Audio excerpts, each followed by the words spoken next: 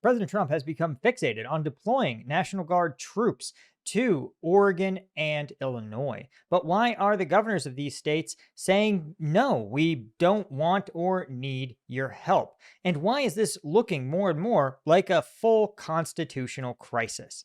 I'm Paul, U.S. Army combat veteran. Let's talk about it. Winning a war is actually pretty boring. Repetitive training, careful budgeting, diligent maintenance all make the difference between victory and defeat. But commanding a military at war in today's sponsor, Supremacy World War III, is completely different. Supremacy World War III is a free online PvP strategy game set in modern global conflict. It's a massive game where each world has over 99 players and over 100 unique units, from fighter jets to airborne infantry. You'll compete in wars that can go on for weeks, and it's up to you to decide if you want to join powerful alliances, antagonize rivals, or even betray your friends. Like real war, you need to build and research the right military to stay on top. There's a huge tech tree with over 250 different technologies to give your military the edge. I love that it's cross-compatible on PC and mobile, so you can play the same game on the same account whether you're at home or slacking off at work. For the next 30 days, you can use my link in the description, and Supremacy World War III will hook you up with a limited time unit, the Bomber. So click the link in the description, choose your nation, and fight your way to victory. Okay, so this overall story is actually absurd, right? So to understand it, President Trump has become fixated on deploying National Guard troops to Portland, Oregon, and later Illinois. Now, the governor of both of these states, right? The governors of these states have both said that their states are fine. There's no widespread protests, no widespread rioting. They're certainly not a war zone. And there is really no desire by the elected officials from these states to deploy the National Guard. And the law has been clearly on the state's side in this, saying, listen, the governor is in charge of the Oregon National Guard. But normally, a president would say, well, if you don't need our help, just pick up the phone and call when you need it. But not President Trump, who has decided that he is instead going to try to assign National Guard troops from other states like Texas and simply force them into Oregon. This is really just absurd on a number of levels, right? So, of course, U.S. judges have said this is obviously a total farce and has no legal basis whatsoever. Nonetheless, Trump, one of his own judges, said there was no evidence that recent protests in the city made the presence of federalized National Guard troops necessary.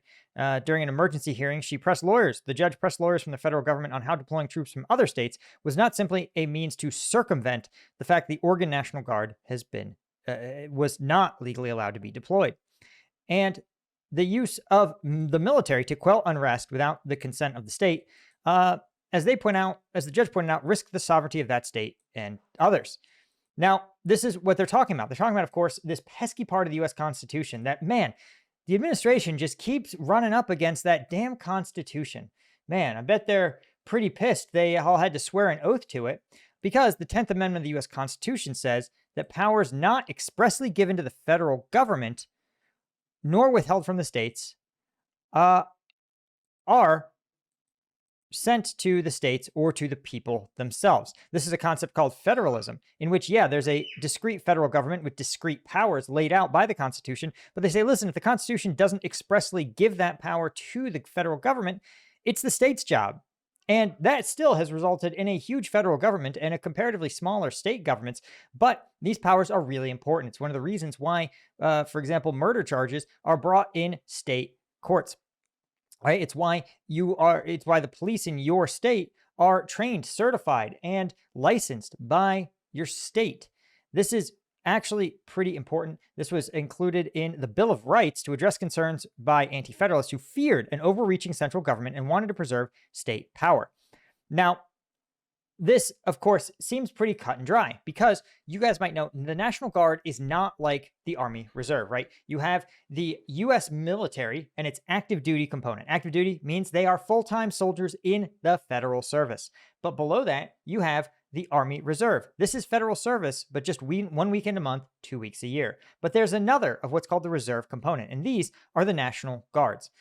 because the Constitution also makes a provision for every state to have a militia. And the federal government said, listen, it just makes sense that if a state is going to have a militia, that we want them to have a standardized level of training, a standardized level of uniforms, a standardized level of rules, a standardized level of equipment. And why don't we get an economy of scale and have these state militias all become part of their national guards? And this has become unbelievably effective because what it gives in times of crisis, the federal government can ask the states, say, listen, for example, in the third year of the Iraq War, right? The U.S. military thought they were going to be one and done. Active duty, deploy, new Iraqi government, pack it up, go home. But the war went on for a year. So then active duty troops that invaded had to rotate back stateside, and a new fresh crop of active duty troops had to go in. But then the war went on another year. And suddenly the U.S. military said, we don't have more active duty and reserve troops to put into this. We need to reach back to the National Guard. And so it asked all 50 states to say, listen, if you have National Guard troops, we need them now. There's also this Goldwater Act that says that actually the reserve component and National Guard have to be deployed with active duty. It's a long story short. It basically is the idea is to stop National Guard from being like a place that rich kids can go to hang out and not have to join the real military in time of war. But the point is, in 2005, the National Guards stepped up in a huge way. And basically the entire Iraq War was operated by National Guard units.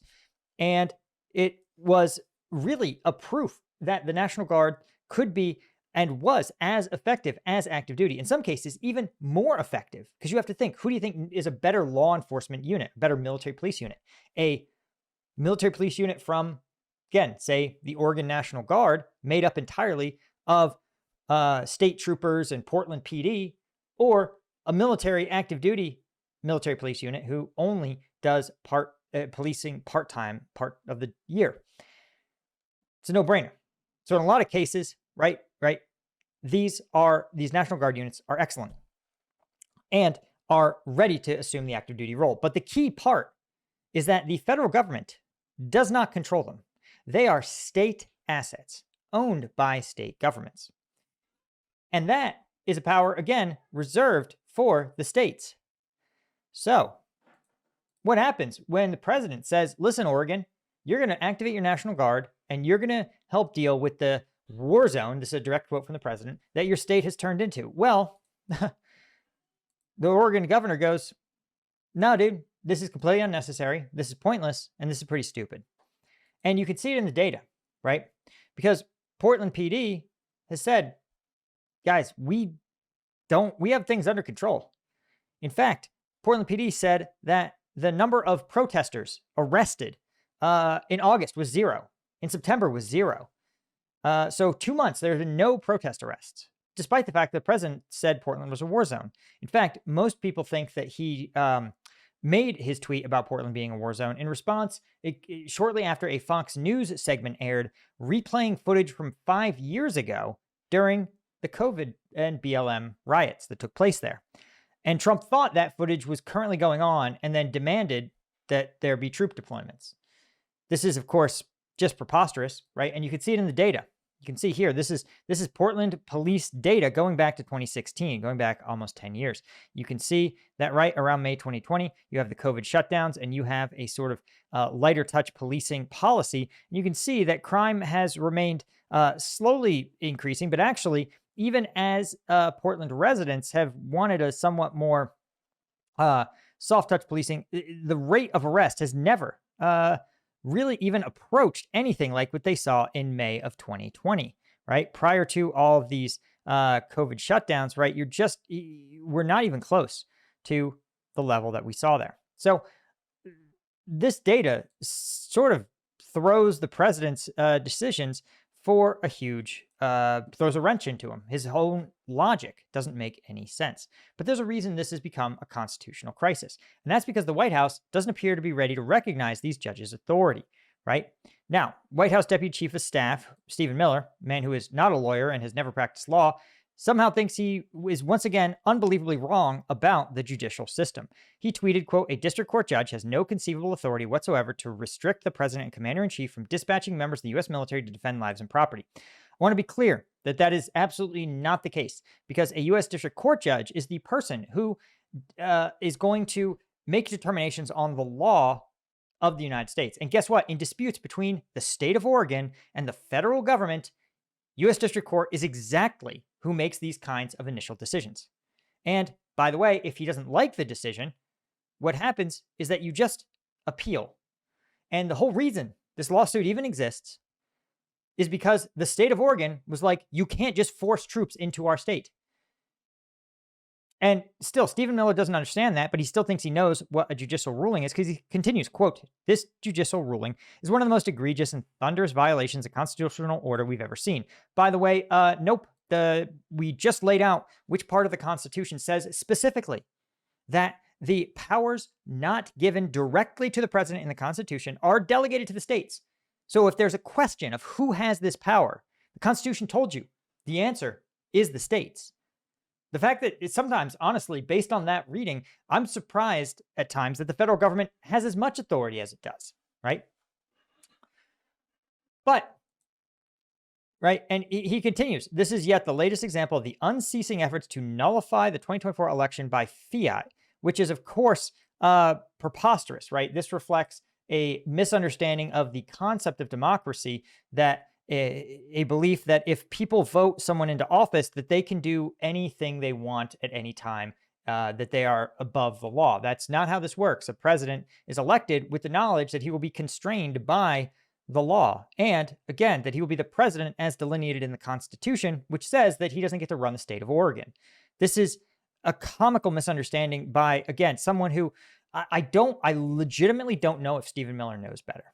Because on one hand, Stephen Miller seems to have no grasp of the sort of mechanism of government, right? He seems to have very little knowledge of it. And there's no reason he would ever have acquired that knowledge, because, well, his background is pretty light. Basically, he worked for Congress, right? He basically worked for some congressmen, sort of. Some super right-wing congressman got outed as a Confederate apologist and white nationalists, and then worked for the Trump campaign. He's never worked in government. He's never served in the military. He's never gone to law school. He, by most accounts, has very little experience. He was a speechwriter, in fact. White House Director of Speechwriting, and then later Senior Advisor to the President, and then a Homeland Security Advisor, and then the Deputy Chief of Staff, right? He keeps getting moved around roles, which is pretty funny. But again, this is someone who has none of the background to understand the U.S. constitutional order. Why the law is the way it is, no conception of any of it. He served the country for exactly 0 days, unless you count his time as a Trump appointee. So this feels increasingly like the president is actively trying to spark a constitutional crisis, right? And the fact that they are saying, hey, we don't respect this judge's decision. We think they're wrong. This is stupid, right?